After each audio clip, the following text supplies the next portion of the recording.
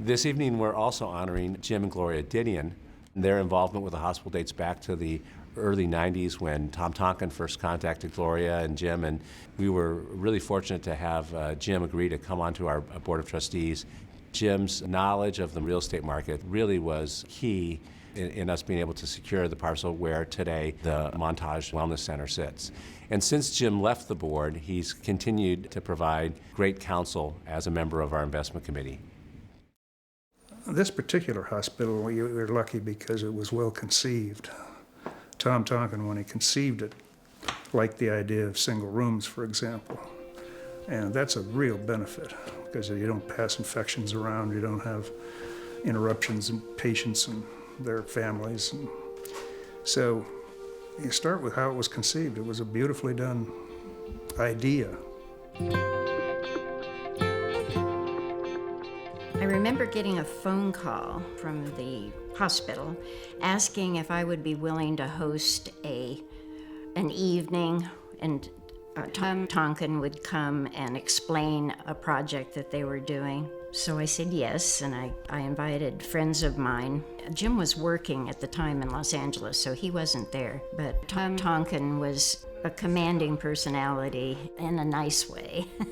And it was easy to be excited about what he was talking about. It's a unique business, let me put it that way. It doesn't run like many others. Steve asked me to join the board. I think the most difficult part of my time as trustee is that I really didn't understand hospitals when I became a trustee. I really had to pay attention to things that I'd never spent any real time on, and I enjoyed it. I learned a lot. Didn't know much about how the way hospitals worked. Well, it's pretty complex, actually. Jim was the president and CEO of the largest commercial real estate firm in the world. On the board, he was very instrumental in guiding Community Hospital in a number of real estate transactions, both in Marina for the Wellness Center, but also some new facilities in Ryan Ranch. He brought skill sets that I don't think our healthcare system here locally had ever had before. I actually got involved in real estate in my last year in college at Berkeley. I graduated in 1961, but grew up in Sacramento, California. When I was a kid, it was a small town. It was an agricultural town primarily. So it was fun. I used to be able to ride a bicycle around, play baseball, and do all kinds of things. I grew up as a small child in Los Angeles. During the war, my parents both worked, and they'd drop me off at my grandmother's house, and she'd take me places. Some of my earlier memories were taking the red car, the streetcar, and then my parents decided to move to Arcadia. Went to junior high and high school there. I met Gloria on a double date at Berkeley. She was a Stanford girl, and she came to Berkeley for her teaching credential.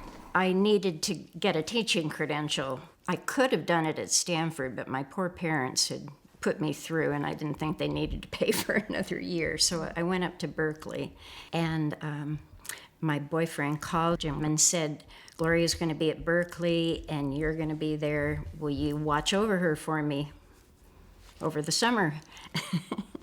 And he did a real good job. So we got together, and that was it. At the end of that summer, I called my mother and said, I think I'm getting married. She said it was the only thing I'd ever done that wasn't deliberated over. You really have to be a saint, I think, to be married to somebody who's in the commercial real estate business for all those years, because they're not around a lot. They're working 24/7, and so clearly Gloria was a real part to Jim's successes by helping and supporting him. And it's about the work. It's about, you can actually point to that got built. And what my mother has done to make all of that possible is carve out this beautiful space of support and love and giving him the energy to do that kind of work. Before he was on the hospital board, my dad worked for the U.S. Olympic Committee, pro bono. Before that, while he was still working full-time He was on the board at Santa Catalina for 10 years. And Sister Claire today, the outgoing head of the school, will say, Jim Didion taught me how to have a budget, and now we have a $37 million surplus.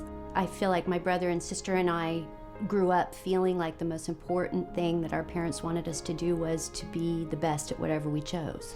And that the public service piece is about service and not public.